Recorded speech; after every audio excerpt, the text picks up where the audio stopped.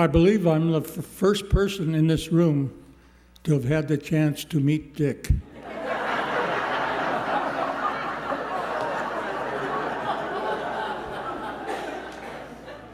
I remember a day back in 1930 when I was 3 years old, when Dad took me to Deaconess Hospital in St. Louis to pick up Mom and Dick. And he was being held by one of them, and I wanted to get a closer look at him, to inspect him. And they said, wait till we get home. So I had to wait till we got home to meet him a little more closely. But it was great to have a younger brother. We bonded very quickly, enjoyed life together. But he was very careful not to be overshadowed by his older brother. I went to Elmhurst College. He eliminated that right off and went to Grinnell. I decided to go to seminary. He eliminated that and went to medical school. I decided to spend my life in the home mission field of the United States. He eliminated that and went to Ghana in Africa. And what a wonderful place that turned out to be. And how important that became, importance of place for our Braun family. I remember my parents went over to Ghana to visit them one time before Dad retired. And when they retired, Dad and Mom moved to Ghana, where they both taught in the seminary at Peki Blengo for 3 years and had a wonderful time in their lives there. And they fell in love with the people of Ghana and the Ghana country. I had my own experience of falling in love with Ghana and the people there in 1960 when I was a campus minister at Penn State. I had the summer off in 1960.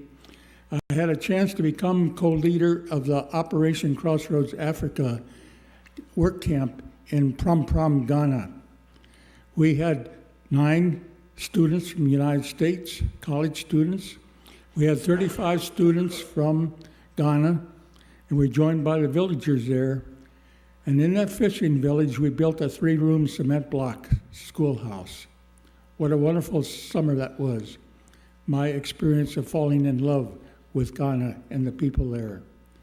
And some years later, I was able to go back and see that school, and I found out there were no cracks there. What a wonderful feeling that was.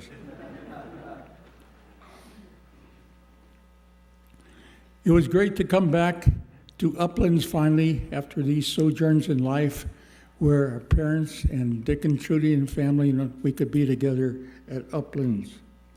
And how wonderful it was to have Dick taking the lead in this area on behalf of universal health care. He was an inspiration and a goad and an interpreter to all of us. And there's still a hope for people in our country. I have one lighthearted vignette to share with you. Somewhere along the line, back here in the 1960s, early 1970s, I was walking through a 5 and 10 and saw a card on one counter. It said invisible thread. And it was a plastic bubble there with some nylon thread underneath. And I bought the thing, took it back home, took a razor blade and took off the bubble, took out the nylon thread, cemented it back together again, put it in a little box, and sent it off to Dick at Atadomi Hospital. The next thing that happened is that customs official at Atadomi opened it up and couldn't figure this out exactly, didn't know how much duty to assign to this. Called Dick down to his office. Dick appeared, read invisible thread, read who it was from,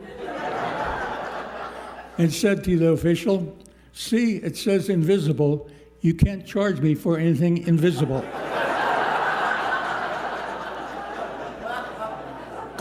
Go take it. Well, that wasn't the end of the story, because when a few days after he died and his kids were here, they were going through some of his stuff, and they found among his belongings a cardboard with a plastic bubble, said invisible thread.